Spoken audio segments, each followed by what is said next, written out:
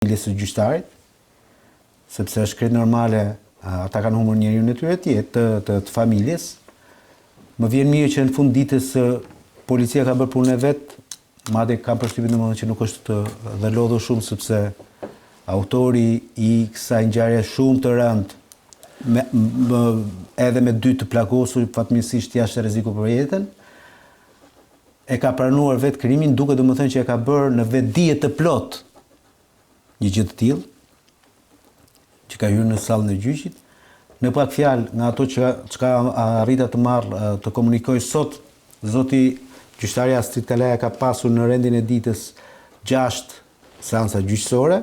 Kjo ka qenë seanca e fundit gjyqësore që ai kishte parashikuar, e orës 2, e cila ka filluar disa pak minuta me vonesë, për shkak domethënë të ngarkesës që ka pasur gjyqtari në seancat e mëparshme, jo gjithmonë seancat gjyqësore fillojnë në orar, sidomos ku bëhet fjalë për gjykatën e apelit, ku gjykimet vazhdojnë për vite me vite të tëra.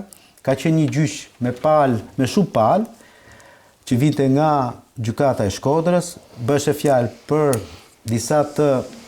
disa paditës, ndërta Rakip Krutej, Gjok Martini, Seladin Brakaj, Lukat Eleka, Pal Rethi, Gjelosh Sufaj, Pashko Pepniku, Mark Colen, Due Plumbi e shumë të tjerë, të cilët kishin paditur përmbaruesin gjyqësor Tauland Muja nga zyra e përmbarimit Shkodër,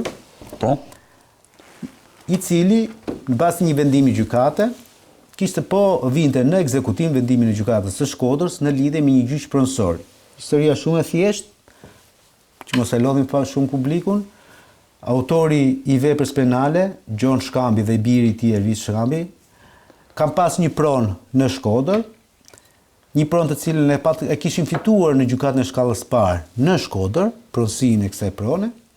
Pastaj ECA e kishin vazhduar në gjykatën e apelit, nga gjykata e apelit në gjykatën e lartë, gjyqi ishte rikthyer edhe një herë në gjykatën e Shkodrës, pra kishte nisur edhe një nga para pra akt procedurial, një gjyq që vazhdonte prej vitesh të tëra. Pas rifillimit të çështjes dhe një nga e para, gjyqi ishte dhënë, vendimi i shkallës ishte dhënë, i apelit ishte dhënë kundër autorit të krimit, ishte vënë në ekzekutim për shkak se dihet që ata që se kuptojnë, në momentin kur ka një vendim të formës së prerë, përmbaruesit nuk ka as edhe një gjë tjetër, por për shkak të ligjit që ngarkon ligjet, ai thjesht do ekzekutoj vendimin. Kështu që në këtë aspekt nuk ishte as më shumë as më pak, po gjithsesi gjithkush ka të drejtë domethënë që edhe kundër përmbaruesit të bëj padi civile, si në rastin konkret. Kjo seancë e sotmja, duke se ishte seancë vendimtare, ku palët domethënë do merrnin një lloj vendimi, dhe këtë vendim duhet ta merrte zoti Astrid Kalaja, gjyqtari Astrid Kalaja, duket qartë asgjë që çekiçi i zotit Kalaja do shkonte nga palët e tjera, pra nga kundërshtarët e zotit Shkambi, në një moment të caktuar, duke qartë domethënë që zoti Shkambi ka bërë vetë gjyqësi. Ajo që është dramatike në këtë histori është fakti domethënë që një njeri futet në sallën e gjyqit i armatosur, dhe një njeri tenton dhe vret një gjyqtar në krye të detyrës. Unë nuk dua të justifikoj apo të mbaj krahun e njërit apo tjetër, sigurisht pas reformës të drejtësia shqiptare është kthyer në një kapanon ignorantësh, në një problematik të skajshme.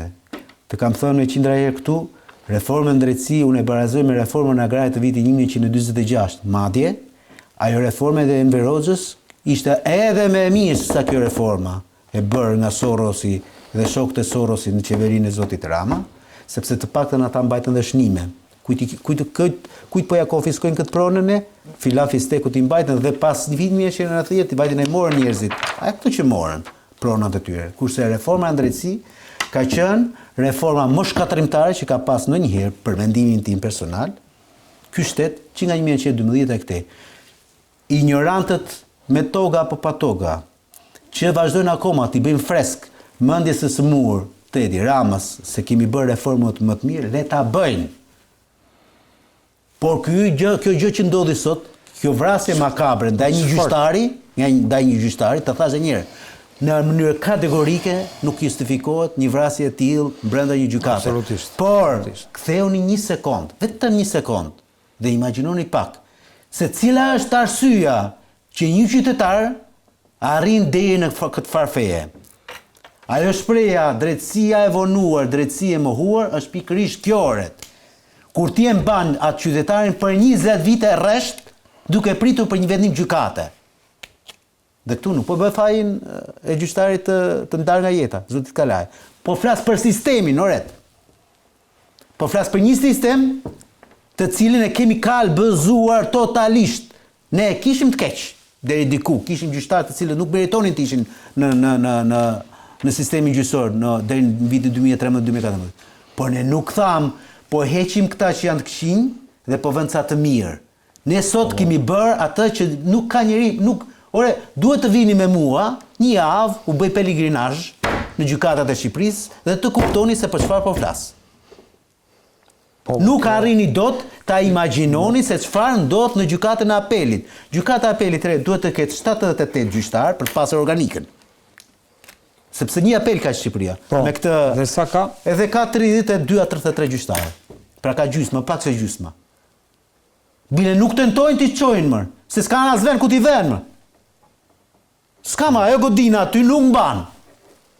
Këta ulësirat që bën këtë reformën, duhet të dini më, ti kur bën një reformë në drejtësi, kur prish diçka do të dish më se si do ta ndreqësh, si do ta përmirësosh.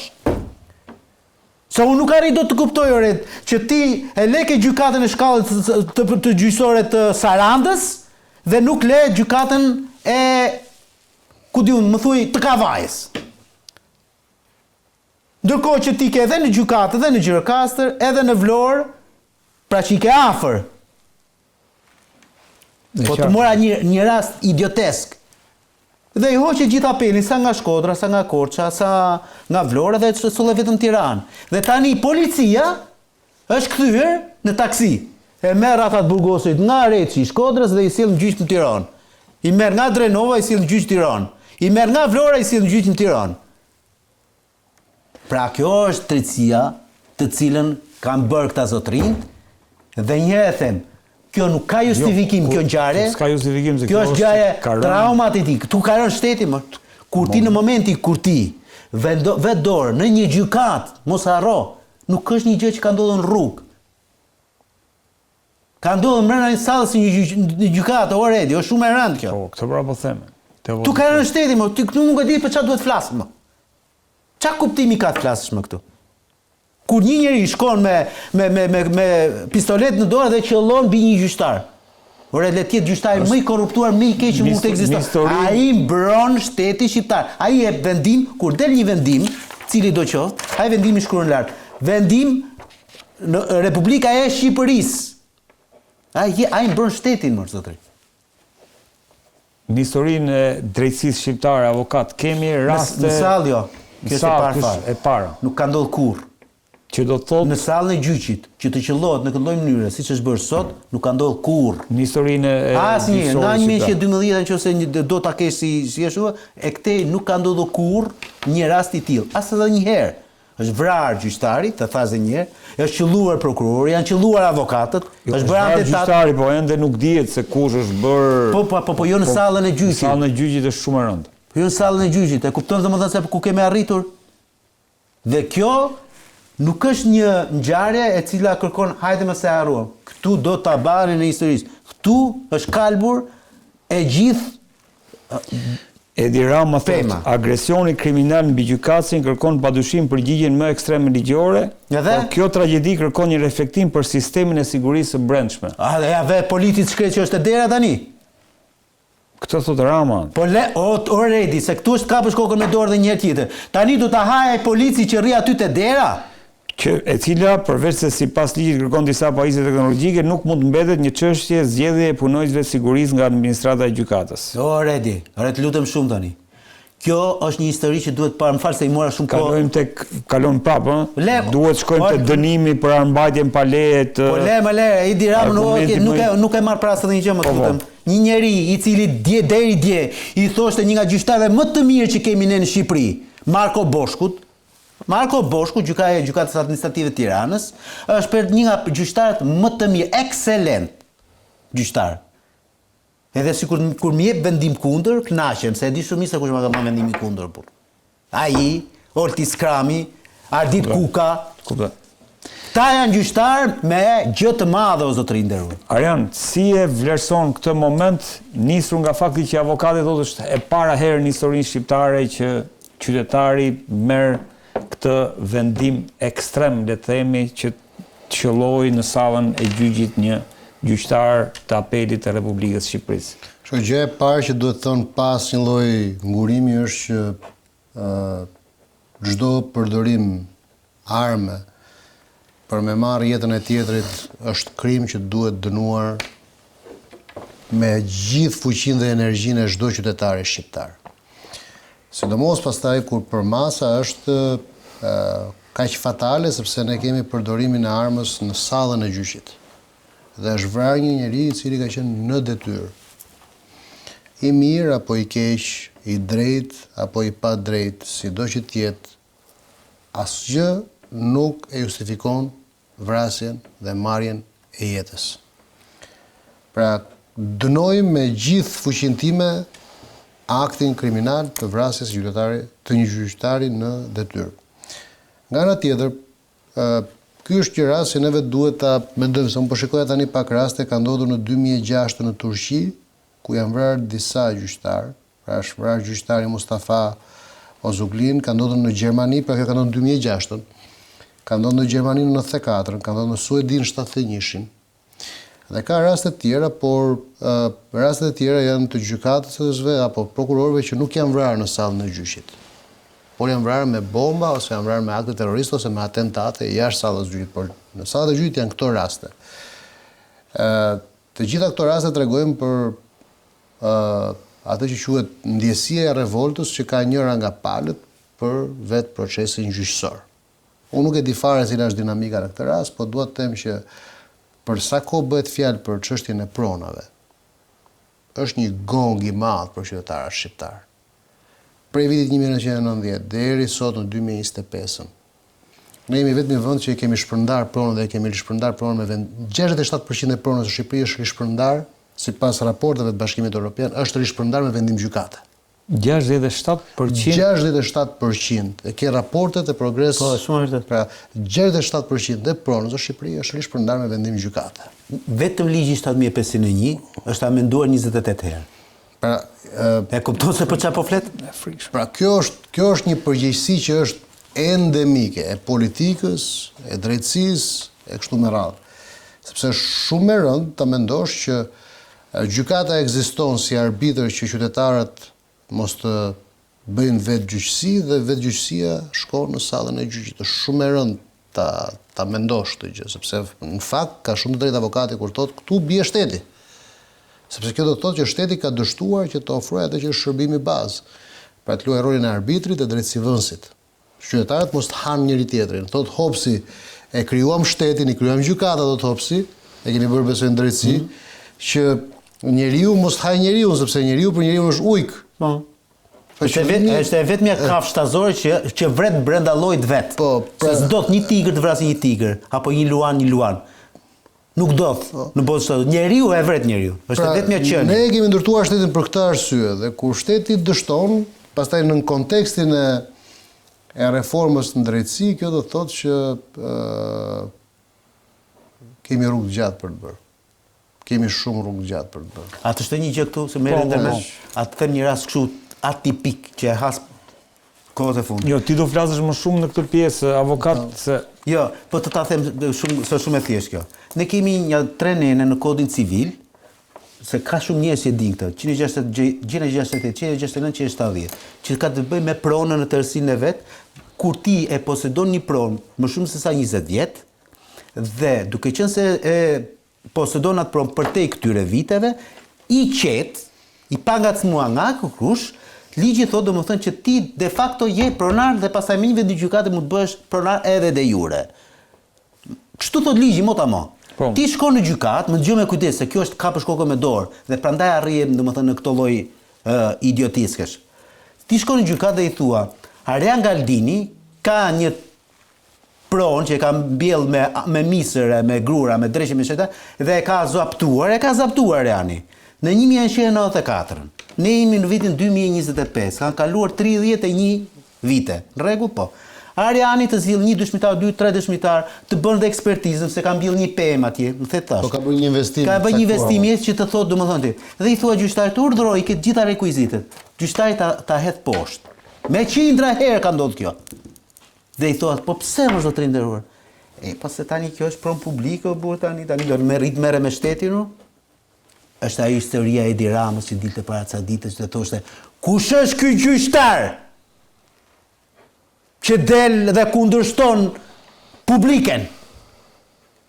Por zotri, kjo 28.000 km2 nuk është publike mo, është private gjithë këtyre shqiptarëve më që jetojnë. Dhe mali dhe lumi nuk janë tijat më, janë tonat. Prandaj ndodhin këto oredi. Më dhe një argument shtesë, prandaj dhe janë shumë përgjegjësi e madhe ato deklaratat që bëhen para spakut nga politikanët, apo deklaratat që bën kryeministri ndaj gjykatësve apo ndaj strukturave të drejtësisë, sepse nëse një politikan e shantazhon gjykatësin me fuqinë që ka politike, strukturore, pas strukturore dhe me fuqinë mediatike që ka, qytetari i shkret çfarë do bëj? Pra nëse qytetari sheh politikanin, që politikani thotë çfarë do dojë gjykatësit, prokurorit, kujtdo, madje i tregon vendin, qytetari çfarë ka? Prandaj duhet mbaj shumë përgjegjësi dhe duhet kenë shumë kujdes politikanët shqiptar kur flasin për gjykatë ose prokuror, sepse ja ku përfundojnë. Dhe ky gjyqtar vjen nga Shkodra, që ta dish, gjithë karrierën e tij ka kaluar në Shkodër, që ai janë qenë në 93-shi, edhe të bën çudi, domethënë që dha agresori, është shkodran. Dhe gjyqi për cilin po flasim vjen nga gjykata e Shkodrës dhe palët paditëse dhe përmbaruesi janë të gjithë pjesë e Shkodrës. E qarkut Shkodrës. Pra, aty duhet kërkuar rrënjët e inatit e problematikës së kësaja në themel më. Nuk është gjyqtari prej Sarande, edhe tani nuk si e krijove ti narrativën.